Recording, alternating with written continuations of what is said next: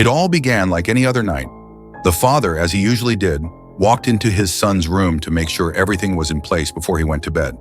The soft glow of the bedside lamp cast long, gentle shadows across the room, creating a familiar scene that seemed to hold no mysteries. It was a routine, one he never forgot to follow, ensuring his son felt safe and could sleep peacefully through the night. As the father approached the bed, something seemed a bit off. His son lay there staring at the ceiling, but this time with a strange smile, one that stretched unnaturally wide across his face. It wasn't the usual sleepy grin his son would give before drifting off. Still, the father, brushing off his unease, softly asked, "Are you okay?" The boy didn't answer right away, just continued to smile. Then after a pause and a voice that seemed too quiet for the room, he replied, "Dad, can you check under my bed for monsters?" The father chuckled. It wasn't the first time his son had asked this. He knelt down, still smiling, expecting the usual nothingness under the bed. But what he saw made his blood run cold. Underneath the bed, lying on the floor, was his real son, wide-eyed and trembling with fear. In a shaky whisper, the boy beneath the bed said, "Dad, there's someone in my bed." The child was lying in bed, but something was different this time. His face, usually relaxed and drowsy at this hour, was now adorned with a smile that stretched unnervingly wide. It wasn't the playful grin the father had seen countless times before. No, this was something else entirely, almost unnatural, as if the boy's face wasn't meant to contort in such a way. The smile reached from ear to ear, but the eyes were empty, glassy, and devoid of their usual warmth. The father paused for a moment at the doorway, his hand still resting on the frame. Something didn't feel right, but he couldn't quite place what it was. The familiar scene, a small room, toys scattered across the floor, the soft hum of the nightlight, was suddenly unnerving. Shaking off the unease, he stepped forward. "Are you okay, buddy?" the father asked, his voice betraying the slightest hint of uncertainty. The child didn't respond immediately. He just kept smiling. The father's mind raced with 1,000 explanations. Maybe the boy was playing a game, or perhaps he was sleepwalking. The father had heard of children acting strangely in their sleep, but this was different. Finally, in a voice almost too soft to hear, the boy replied, "Daddy, can you check under my bed for monsters?" The father's shoulders relaxed slightly, and he let out a small, relieved chuckle. Of course, this was just a game. His son had always had an active imagination, always asking for his father to banish the imaginary creatures lurking in the dark corners of his room. The father knelt beside the bed, half expecting to see the familiar nothingness under the mattress, maybe even laughing at himself for feeling tense a moment ago. But as his head dipped below the edge of the bed, the laughter died in his throat. There, beneath the bed, was his son, his real son, curled up and shaking, his eyes wide and full of terror. The child beneath the bed looked pale, as if the life had been drained from his small frame, his breath coming in shallow, ragged gasps. He trembled as if he had been hiding there for hours. "Daddy?" the boy whispered, his voice barely audible. "There's someone in my bed." The father's heart seized in his chest. His mind struggled to process what he was seeing, what he was hearing. His son, his real son, was trembling beneath the bed. And yet there was someone, or something, lying in the bed above him, smiling with that grotesque, unnatural grin. For a long moment, the father stayed frozen, paralyzed by disbelief. His rational mind tried to explain away the impossible.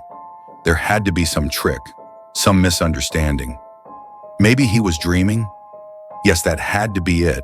A nightmare, one from which he would soon wake.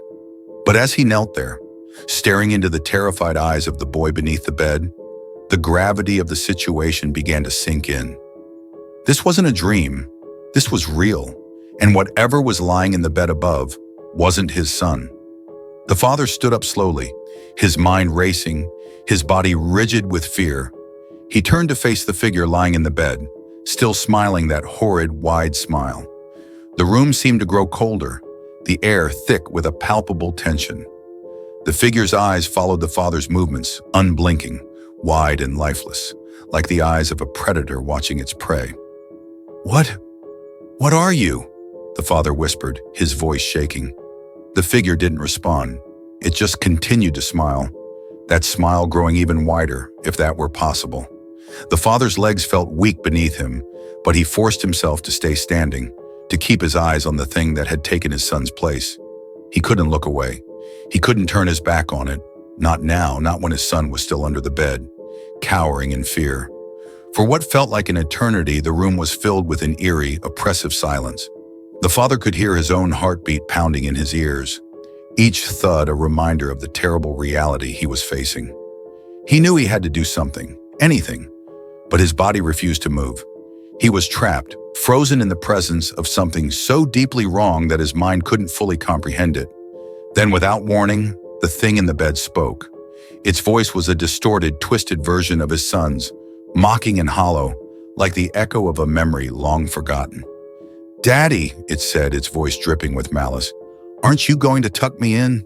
The father's stomach turned, nausea rising in his throat. This thing, whatever it was playing with him, toying with the love and care he had for his son. It knew somehow that the father would do anything to protect his child, and it was using that knowledge against him. He had to act. He had to protect his real son, the one trembling beneath the bed. But how? What could he do against something like this? The father's eyes darted around the room, searching for something, anything that could help. His mind raced, trying to remember anything from the stories he'd heard as a child. The father stood frozen, paralyzed by the scene before him. His mind raced, but no explanation could make sense of the nightmare unfolding in front of his eyes.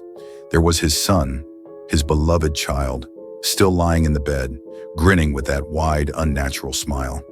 The smile was too large for his small face, a grotesque distortion of the boy he thought he knew. Yet beneath the bed, trembling and pale, lay the real child, his true son. The fear in his eyes was undeniable. His small hands reached out from under the bed, shaking, begging for help. The boy's lips trembled as he tried to speak, but only desperate, muffled sounds escaped. The father wanted to move, to act, to protect his son, but his body refused to obey. His feet felt like they were rooted to the floor, heavy with terror and disbelief. He glanced between the two figures, both his son, yet only one could be real. The boy above the bed, still grinning, began to shift, his smile growing even wider, as though it was stretching across his entire face. His eyes remained locked on the father's, piercing and cold, as if he were enjoying the torment he was causing. The father's heart pounded in his chest, his breath shallow and rapid, but he was utterly helpless, unable to comprehend the horror. The boy beneath the bed finally managed to whisper, his voice weak and full of dread, "Dad, help me." Those words jolted the father back to reality. In that moment, the weight of the fear crashed down on him. The room grew colder, darker, as though the walls themselves were closing in. His thoughts spiraled out of control, struggling to understand how this could be happening. But the truth was undeniable. This wasn't a dream. It wasn't his imagination. The child in the bed wasn't his son, and he had to save the one who was. With trembling hands, the father bent down, ready to pull his real son from beneath the bed. But the smiling figure moved suddenly, and the room plunged into chaos.